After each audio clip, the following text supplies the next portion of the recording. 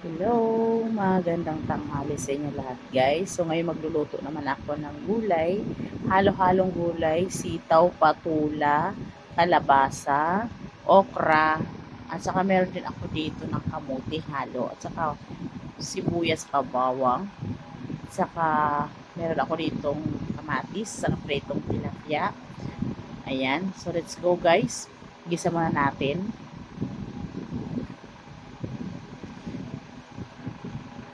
Haluan natin to guys ng bagoong.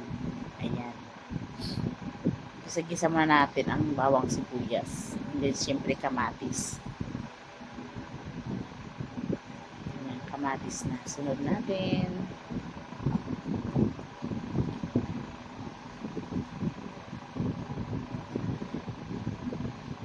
Ito yung bagoong na gagamitin ko, guys. Ayan.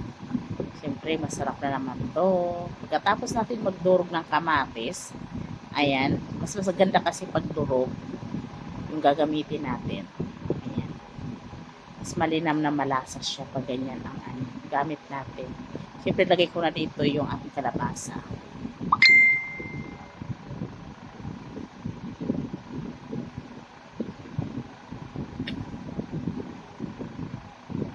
Yan. Next natin, haluin muna natin dito. Lagyan natin yung kamote. Ayan. So, nilagay ko na yung kamote. Haluin na natin, guys. Kasi ito medyo matigas talaga to. So, unahin lang natin.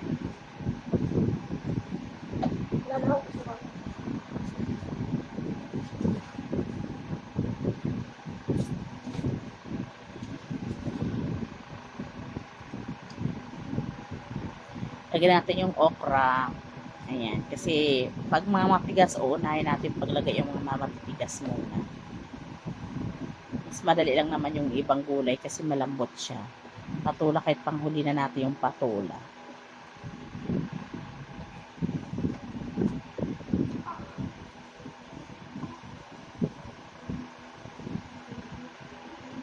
So, takpan muna natin kahit sandali lang.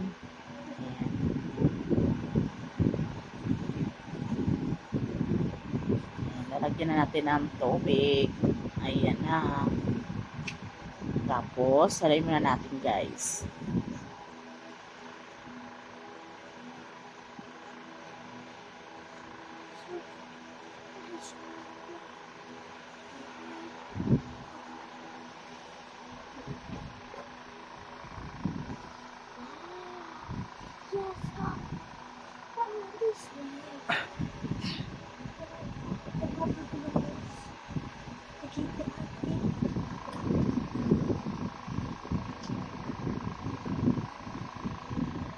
Titimpla na natin guys. Nagawin ako ng utipichin. Ayan.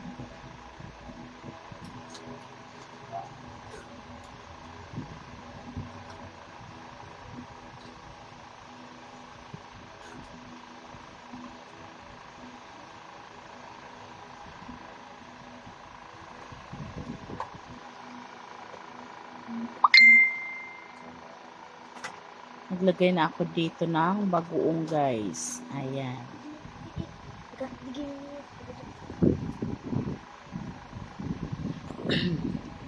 Bagoong. So, pinalagyan natin dito ang sitaw.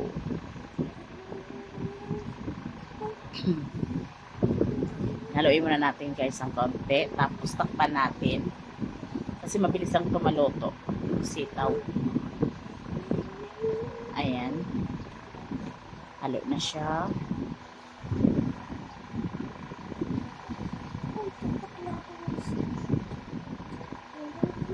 Ilalagay ko na dito yung ating patola.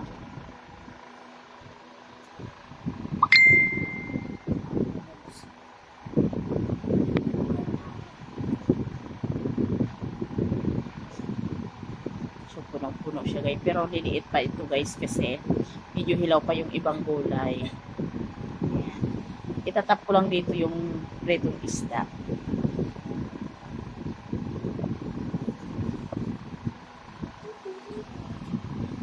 Takpan natin muna saglit guys. Ayan.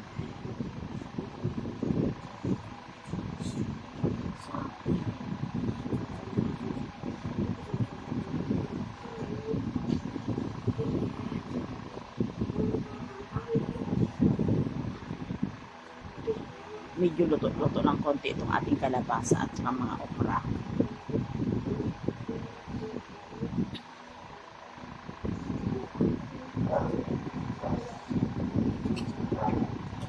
Kulang at matabang, so lagyan natin ulit ng konting bagoong.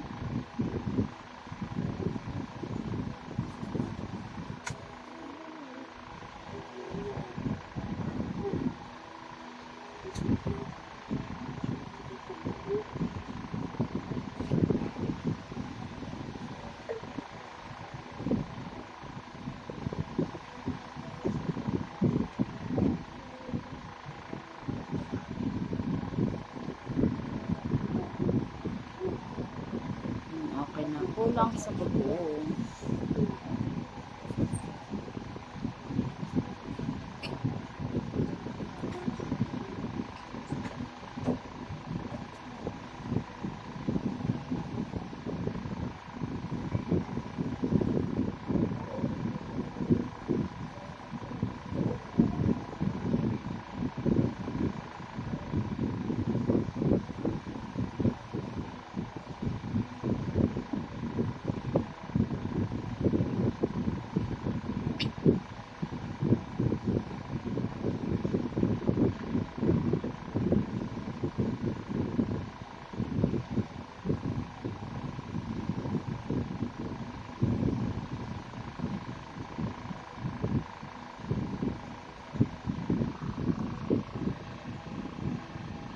Ilalagay na natin guys ang ating pritong tilapia.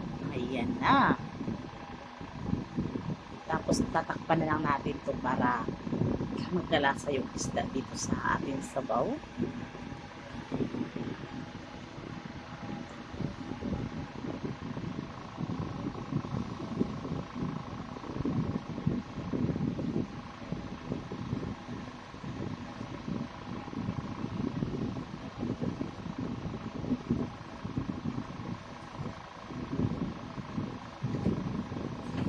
Ilagay dito.